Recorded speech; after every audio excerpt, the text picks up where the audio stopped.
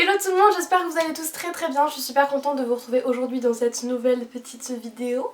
Il y a quelques semaines, voire même un gros mois, je vous avais posté une photo sur Instagram en vous disant de me poser les questions que vous vouliez par rapport à Londres au cas où je fasse une petite FAQ voilà, sur mon voyage en Angleterre, tout ça. Du coup voilà, je me suis dit que si vous aviez posé les questions, c'est que les réponses vous intéressaient tout simplement et je vous ai pas redemandé de nouvelles questions, je pense que ce seraient les mêmes. Du coup je vais aller piocher directement sur la photo que j'ai postée il y a de ça quelques temps. Déjà la question que je vois qui apparaît 3 fois dans mes premiers commentaires, c'est si je trouve qu'il y avait des différences entre la vie en France et la vie en Angleterre. Donc je vous laisse aller regarder ma dernière vidéo, je vous la mets dans le petit i, qui est... C'est toujours le problème le petit i, hein. Quand on voit la vidéo, elle est en haut à droite. Quand on regarde, elle est là. Et voilà, je suis sûre que je me suis trompée. Donc quand on regarde la vidéo, à droite c'est ça, non, elle est là. Margot me demande pourquoi Londres et pas une autre ville, tout simplement parce que je suis déjà allée 5-6 fois à Londres et que j'avais adoré, j'étais vraiment tombée amoureuse de cette ville. Donc voilà, c'est super pratique pour l'anglais, c'était pas très cher et c'est surtout pas très loin si jamais j'avais besoin de rentrer ou si jamais des gens voulaient me voir, etc. Et puis voilà, ça c'était un peu parfait je trouvais pour passer ce temps-là. Margot encore me demande qu'est-ce que je fais à Londres, si je fais des études, etc. Donc le premier mois j'ai pas fait grand chose pour tout vous dire, j'avais besoin un petit peu de me retrouver, etc., de prendre du temps, notamment j'ai eu la grippe pendant une semaine, bref c'est un détail. Et après j'ai travaillé tout le reste jusqu'à la dernière semaine, jusqu'à 2 jours avant que je rentre dans un café-restaurant un petit peu style français mais bien dans Londres. Et voilà, je faisais tout ce qui est café, serveur, caisse, etc. Enfin on était un petit restaurant quoi, donc voilà, plutôt sympa. Et non pas d'études, du coup c'était le travail. Laura me demande s'il y a des lieux atypiques qui n'existent pas en France. Oui, énormément. Après, j'ai pas beaucoup visité pour être honnête parce que justement je travaillais donc puis j'étais toute seule donc j'avais pas le... Enfin, j'étais pas là-bas en touriste on va dire, mais les quartiers par exemple comme Camden Town etc. C'est vraiment atypique de fou, il y a des rues, même Notting Hill, il y a une rue où il y avait toutes les maisons vous devez connaître, j'avais même posté 2-3 photos sur Instagram, une rue où toutes les maisons ont des façades de couleurs différentes, Camden Town où c'est un petit marché, des rues aussi avec... des quartiers plutôt gothiques etc, c'est vraiment super mignon donc oui il y a vraiment ça. Désolée si je parle un petit peu du nez, je suis encore malade donc m'en voulez pas, je fais au maximum pour pas que ça s'entende mais j'entends que des fois ma voix elle... Anne me demande si Londres est plus propre que Paris. Oui, sans hésiter, 1000 fois oui. C'est un des points que j'ai oublié de dire dans ma vidéo les 8 différences, mais c'est incroyable comment c'est propre. Les Anglais se rendent pas compte, j'en ai discuté avec la famille chez qui je vivais. Il n'y a aucune cigarette dans les rues par terre, jamais de chewing-gum, jamais de crotte de chien ou je sais pas. C'est vraiment méga propre.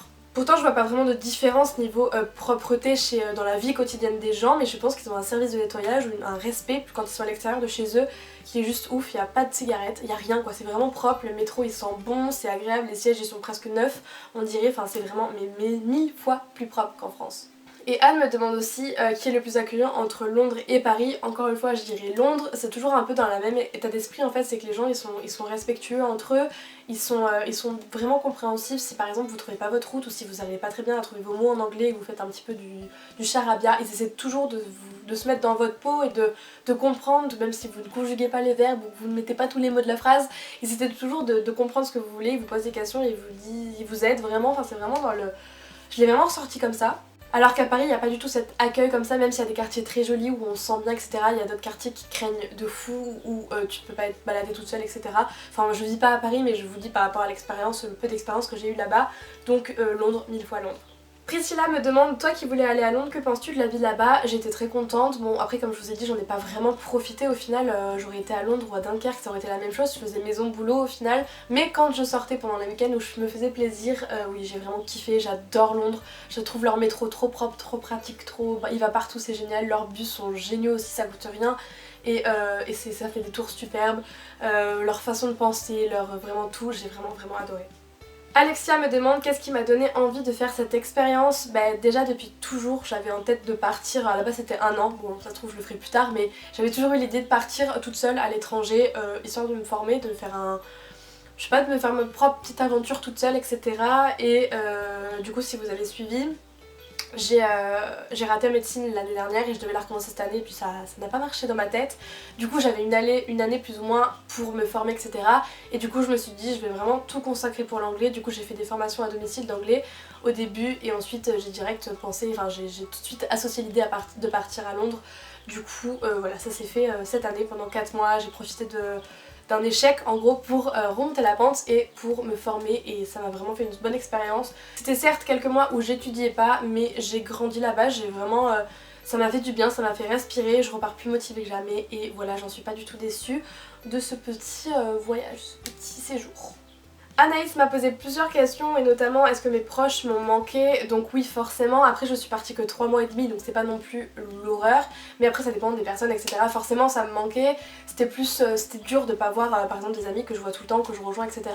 Et ce qui m'a vraiment fait le plus bizarre, j'arrêtais pas de le dire à tout le monde, c'est qu'en fait je savais que quoi que je fasse, même si j'allais boire un coup, même si je sortais dans la rue ou quoi, je ne croiserais jamais personne que je connais. Et c'est ça qui m'a fait bizarre, c'est pas forcément, c'est forcément que mes proches m'ont manqué, mais je veux dire c'est le fait de savoir que je ne les verrai pas quoi qu'il arrive, quoi que je fasse, qui m'a vraiment fait me sentir seule, etc. Donc c'était le seul point négatif, mais c'était pas très long, donc ça va. Anaïs me demande aussi si j'ai amélioré mon anglais, donc oui, heureusement quand même, je suis partie un peu pour ça, j'aurais été un petit peu dégoûtée de revenir sans avoir fait d'efforts. Du coup oui, peut-être pas autant que j'aurais pensé, parce que comme j'ai travaillé dans la restauration, au final vraiment les gros domaines que j'ai pratiqués, je trouvais plus le verbe, sont surtout la bouffe et tout ce qui est politesse, bonjour, au revoir et toutes les formules etc, tous les petits trucs. Je pense que j'ai surtout évolué dans ma compréhension. Quand je suis arrivée j'étais assez... comme j'étais depuis toujours en fait je suis un peu paniquée, c'est-à-dire que soit je sais pas qu'on va parler et du coup j'écoute pas le début des phrases par exemple et avec la fin je me dis qu'est-ce que ça peut vouloir dire, ou soit je comprends le début puis à un moment il y a un mot que je comprends pas et j'arrive pas à suivre et je décroche alors que c'est complètement débile. Et je pense qu'au bout de un mois et demi, je me suis vraiment sentie plus agréable. Maintenant vraiment niveau compréhension je suis très contente. Et niveau parler c'est assez bizarre parce qu'en fait j'ai un peu deux niveaux, je suis assez chelou. En gros je sais pas pourquoi, je l'ai déjà expliqué à quelques personnes dans mon entourage, mais en fait quand je suis avec quelqu'un que je connais, par exemple quand j'étais dans la famille avec la mère de famille que je connaissais au bout d'un moment, en fait je me disais que comme elle me connaissait, comme elle connaissait mon niveau initial on va dire, et bien à chaque fois que j'allais parler elle allait me juger ou me corriger etc. Et du coup à l'intérieur inconsciemment ça me faisait vraiment dire des phrases très bateaux, me faire même bugger parfois parce que je voulais pas faire de fautes. Alors que quand j'étais au restaurant avec des inconnus, des clients que je ne connaissais jamais, je pouvais avoir des très longues discussions sans faire de fautes, en étant vraiment à l'aise, en comprenant tout, vraiment sans problème quoi. Et j'ai vraiment deux comportements, deux niveaux d'anglais différents. Un quand je suis avec des gens que je connais, que je me dis ils vont se dire, ils vont se demander si j'ai fait des efforts, ils vont essayer de bien écouter mon accent etc. Et un quand je suis avec des inconnus complets et là je suis complètement à l'aise et je suis assez contente. Le problème c'est que les gens qui me connaissent ne l'ont pas vu cette partie de moi parce que justement quand ils sont là je passe dans l'autre niveau. Je sais je suis bizarre, je sais. Et je vois qu'Anaïs fait partie de la team Snap puisqu'elle me demande les enfants de ta famille d'accueil crient autant que dans tes snaps. C'était pas tout le temps, mais des fois, oui, je vous rassure, c'était pas du faux. Sarah m'a demandé quel est mon endroit préféré dans Londres et celui où je vais le plus souvent. Donc je vais vraiment parler de quand j'étais en week-end et que je sortais. Je pense que mon endroit préféré c'est et ça restera Camden Town parce que c'est vraiment un quartier à part en fait, c'est vraiment un univers à lui tout seul, que ce soit la nuit ou le jour, j'ai fait les deux. C'est vraiment mais trop mignon, t'as trop envie d'y rester en fait et de découvrir partout, il y a tellement à regarder que tu sais même pas où regarder. Mais cela dit, l'endroit où je suis allée le plus souvent, ce n'est pas ça, c'est Oxford Street. Voilà! Je sais qu'il y avait plein de centres commerciaux, qu'il y a plein de rues pour les boutiques, mais moi j'allais toujours sur Oxford Street. Maëvé, j'espère que je prononce bien ton prénom, me demande est-ce que les gens sont plus sympathiques là-bas, donc j'ai déjà répondu plusieurs fois, oui vraiment, moi j'ai vraiment senti la différence. Quel endroit as-tu visité? Comme je vous ai dit, j'étais déjà venue auparavant 5-6 fois et à chaque fois c'était plusieurs jours pendant mes vacances etc. Donc vraiment les lieux touristiques vraiment connus, je pense que je les ai vraiment tous faits. Et cette année j'en ai refait la plupart, les musées etc, Camden Town comme je vous ai dit, j'ai vraiment fait les quartiers un petit peu typique donc voilà, mais je commence à bien connaître maintenant. Quel est ton plat typique anglais préféré? Les Anglais sont pas vraiment réputés pour la cuisine. Comment dire? Ils ont vraiment énormément de restaurants de toutes les origines etc. Et quand ils cuisinent c'est plutôt assez classique, assez riz, pâtes, poulet, bœuf quoi. C'est assez classique, il n'y a pas de truc typique à part les fish and chips. Donc bon. Et voilà, c'était tout pour cette FAQ spéciale Londres. J'ai pas répondu à toutes les questions parce que c'était assez redondant et puis qu'il y en a certaines, je pense pas que ça intéresse tout le monde. Donc voilà, mais si vous avez plus de questions, si vous voulez faire cette expérience par exemple, sachez que déjà de 1, il y a une autre vidéo qui sort pour vous aider à faire comme moi si jamais vous avez envie, si vous avez besoin de conseils. Elle sort dans 2 semaines. Et vous pouvez toujours m'écrire sur Snapchat, il y en a déjà nombreux d'entre vous, ça ne veut rien dire.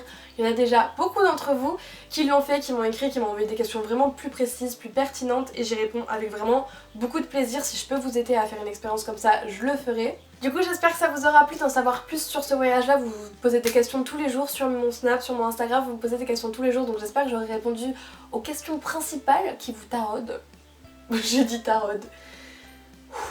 En attendant la prochaine vidéo, n'hésitez pas à me rejoindre sur tous les réseaux sociaux qui sont toujours écrits en barre d'infos et qui s'affichent juste après avec ma dernière vidéo, vous pouvez la voir, allez-y, y'a pas de soucis.